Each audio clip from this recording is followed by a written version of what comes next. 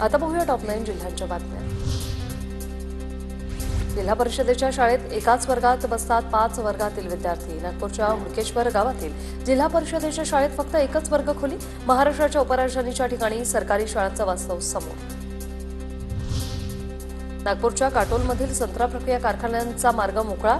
15 वर्षाच्या न्यायालयीन लढाईला यश। संत्रा प्रक्रिया केंद्र पुन्हा एमआयडीसीत हस्तांतरित करण्याचा मुंबई हायकोर्टाचा नागपूर खंडपीठाचा निर्णय।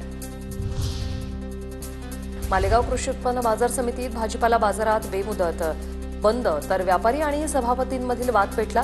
भाजीपाला व्यापाऱ्यांनी पुकारला बंद। परभणीत काल दिवसभर दमदार पाऊस, शेतकऱ्यांना दिलासा, शेती कामांना वेग येणार।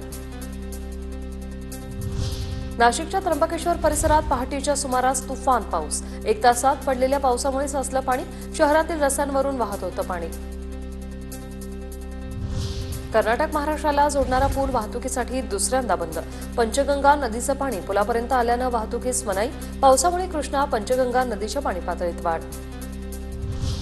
कोकण किनारपट्टी भागात ताशी 40 ते 45 किलोमीटर वेगाने वारे। पुढच्या 2 दिवसात वाऱ्यांचा वेग वाढण्याची शक्यता। 2 दिवस मुसळधार ते अतिमुसळधार पावसाचा इशारा। हवामान खात्याचा कोकणासाठी ऑरेंज अलर्ट। वाशिमच्या मालेगाव तालुक्यातील अमानी ते करंजी रस्त्याची दयनीय अवस्था। रस्त्यावर खड्डे आणि चिखलाचं साम्राज्य। विद्यार्थी आणि नागरिकांना जीव मुठीत घेऊन करावा लागतोय प्रवास, पण याकडे प्रशासनाचं दुर्लक्ष।